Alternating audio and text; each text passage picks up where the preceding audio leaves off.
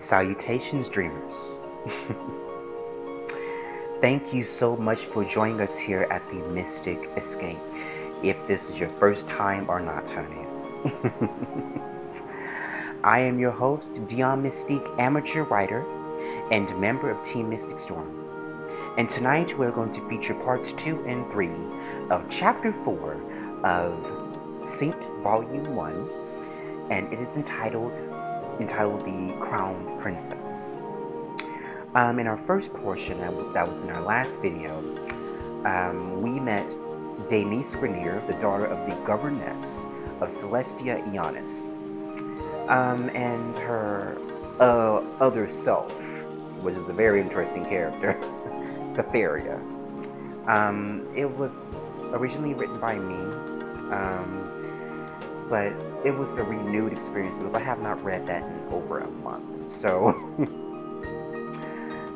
it was an experience for me, and I want to apologize because that experience, speaking of experience, we had music uploaded, actually added into it from YouTube's music generator engine, and we got copyright third-party tags on there. I'm like, what?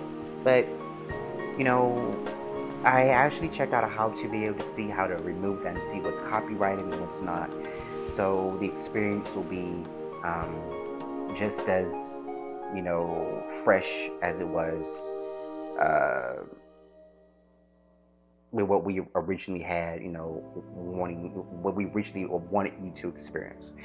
So my apologies. I'm not mad at YouTube. You know, it's not what you get knocked down by, it's what you can get up from and how far you can go. You know, that's the whole thing. It's enthusiasm, it's positivity, and it's being positive about it. You know, that's one of the things we try to promote here. Not just love, but you know, keep it going. You know, and speaking of that, speaking of promoting, we're promoting a few of our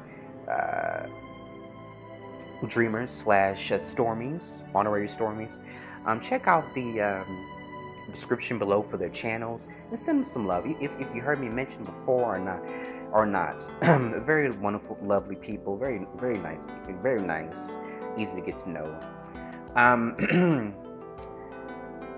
And you'll also see the link to my FictionPress document, so you'll be able to follow along if you just don't want to sit down and listen to me speak.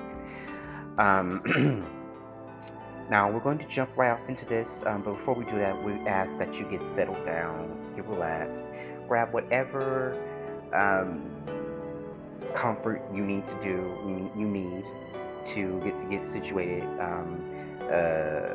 munchy, sippy, smoky, you know, whatever you like, and get back to us, because it's all about love here.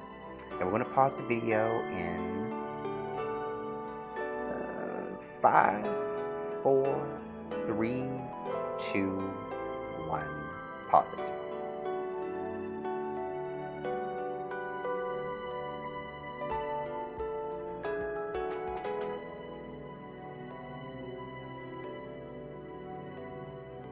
And we're back. Alright, we're going to jump off right into this. Remember, be free and be open-minded and love each other. Here we go. Denise makes her way to the Decagon, house of the executive head of state, Nicolette Grenier. It's become the norm for Denise to visit her mother, especially since she enjoys spending time in the library there, never bothering a soul unless it's necessary. Considering her conduct in relation to their state's leader, staff members never make a fuss about her being in the building. As a matter of fact, they enjoy her company. They even endear her as the heart of the office. Nicolette knows her daughter normally pays her a visit on Wednesdays, but today is Monday, so this promises to be a most unexpected one. At the moment, the governess is having a conversation with one of her peers from the next state over. Public relations called for a meeting at the House of the United Nations in response to the recent uprising of fanatics worldwide. Yes, the war between the knighthoods reached as far as Ionis, as they have more than one branch in the world. In the past 18 hours, over 500 known people across the globe have been reported dead or missing. All cadavers bore the same insignia seen on the fanatics in Fiorentina, brands that label them as mortal enemies. A most unnecessary endeavor, one that's quickly devastating this reality. I know, I've seen the reports. Nicolette understands after listening to her peers' updates. She's speaking with a leveled head, but behind the strength of her voice, Nicolette is worried about the state of the people.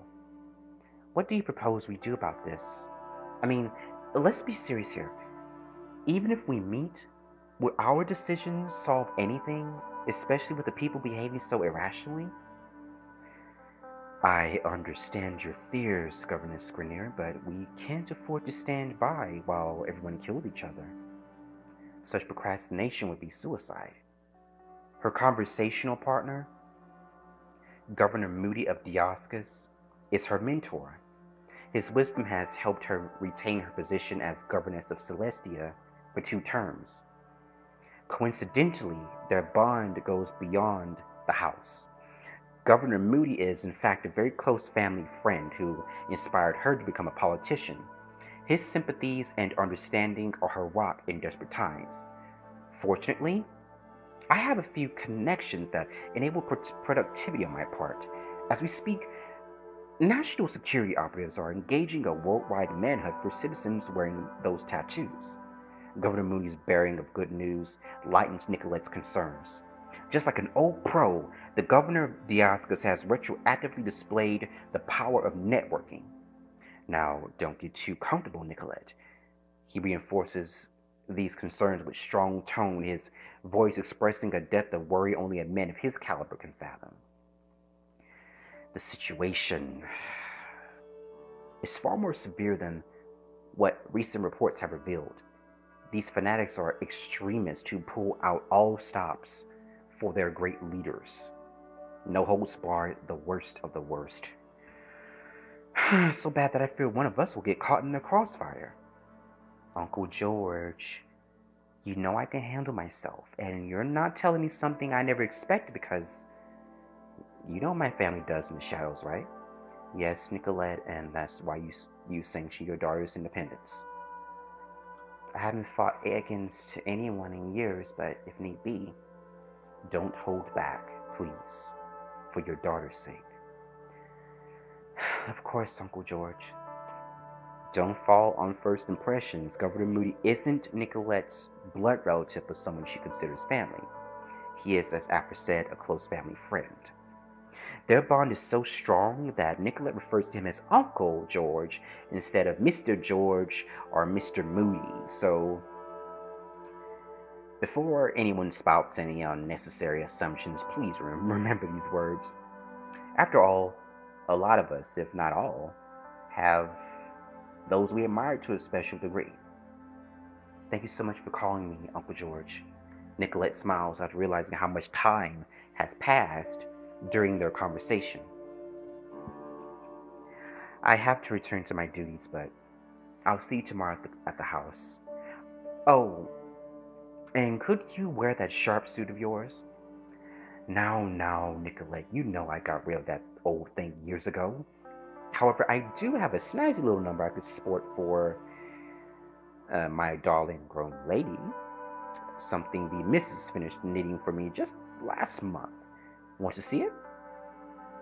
You know I do. And I'll show you my new traveling ensemble. Custom made just to fit the occasion. The two share a moment of laughter to ease their otherwise shaky feelings. It's amazing what humans do when they're nervous, especially in times that toll the bells of global crisis. Take care, Uncle George, Nicolette wishes, earning a small chuckle of love from her old family friend. Call me anytime. Love you. Love you too, dear. Good evening. Good evening. Good evening, Uncle George. Nicolette hangs up her office phone, releasing a breath of worry moments thereafter, her hand still on the receiver. She lowers her head, realizing how grave the current status of the world is. Nicolette knows without doubt or argument how powerless she is to alleviate the global crisis, but this doesn't cause her to abandon her hopes. She leans back in her chair and gazes at the chandelier on her ceiling, her mind staunch on resolution. Looks like I may have to call upon you again, old friend. She contemplates, a gentle yet vibrant gleam emitting from the studs on her earrings. I made a vow to never kill again, especially after that one time, but it seems I may have to go back on that promise. Don't hold it against me if I do, okay? I know how much you despise violence. Still, sitting around playing politics won't put an end to their bullshit, now will it? End of part 2, moving on to part 3. Meanwhile, the seamstress continues her knitting, foreseeing the fates of the night hoods. Currently, she's admiring the beauty of her finished muffler. It took her some time to complete it, but all paid off in the end. This muffler holds great significance as it represents the chaos straining the knighthood's confidentiality.